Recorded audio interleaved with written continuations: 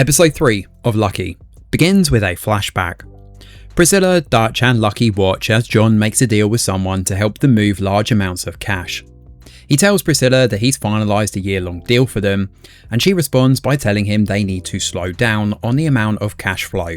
Lucky frowns when John brings her within Priscilla's vicinity again, and as they drive away she tells him this isn't going to end well.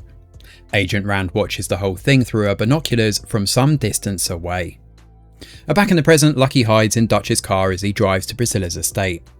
Noah Miller is being tortured in the stables here, and Lucky watches as they determine he doesn't know anything about Carrie after all. They then kill him.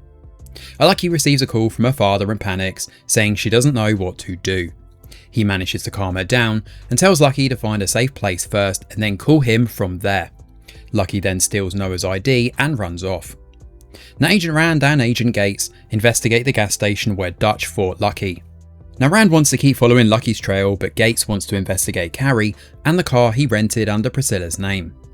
Now at Priscilla's place, she and Dutch discuss how it seems like Carrie betrayed both his mother and his wife. Out on the streets, Lucky sees a kid's birthday party at a lavish house and sneaks her way in, pretending to be the hired help. She goes upstairs and changes into one of the owner's fancy dresses to blend in.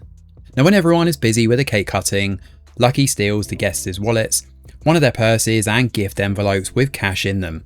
She finds car keys inside the purse and uses said car to make her get away. At the same time, we see glimpses of John teaching a younger version of Lucky how to steal money at a kid's birthday party. Now meanwhile, Agent Rand finds security footage of Lucky entering Dutch's car. She follows the car's trail and arrives at Priscilla's house, where the two have a tense tete-a-tete. Now while leaving, Rand calls Gates and tells him that he has a hunch Carrie got a new car. He agrees to check it out. Lucky arrives at Noah Miller's house and doesn't find anything.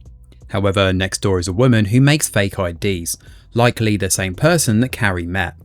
Lucky pretends to want a fake ID for herself to get out of a bad marriage. When the woman shows us some previous IDs she's made, Lucky spots Carrie's new ID under the name of Colson Smith and with an address in La Jolla.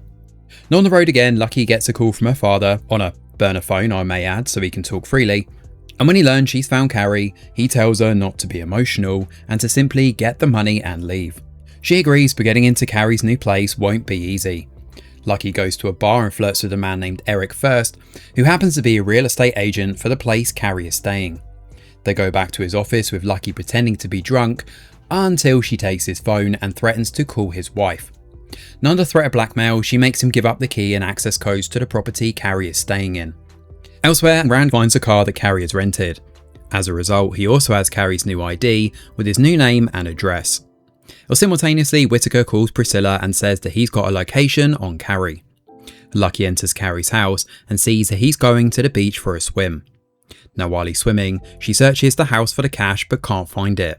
She does eventually find a bag with a gun and laptop, but the latter is password protected. The episode then ends with Carrie coming home and finding himself face to face with Lucky. So episode 3 offers an engaging watch as Lucky goes on the run again. The first scene emphasises the brutality of the mobsters, showing how merciless Priscilla and Dutch really are, while Lucky's reaction underlines that she isn't. But the more entertaining part of the chapter is watching what Lucky does next.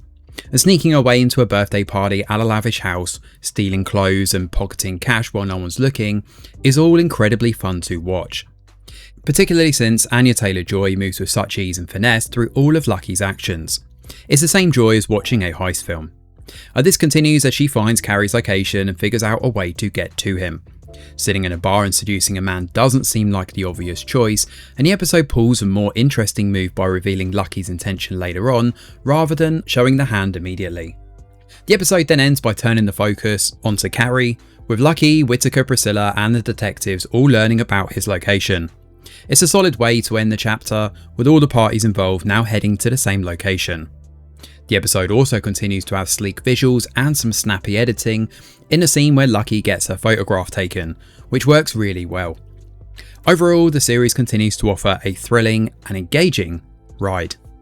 Thanks for watching, and do let us know your thoughts in the comments below. Smash a like or subscribe to the channel, your support is very much appreciated.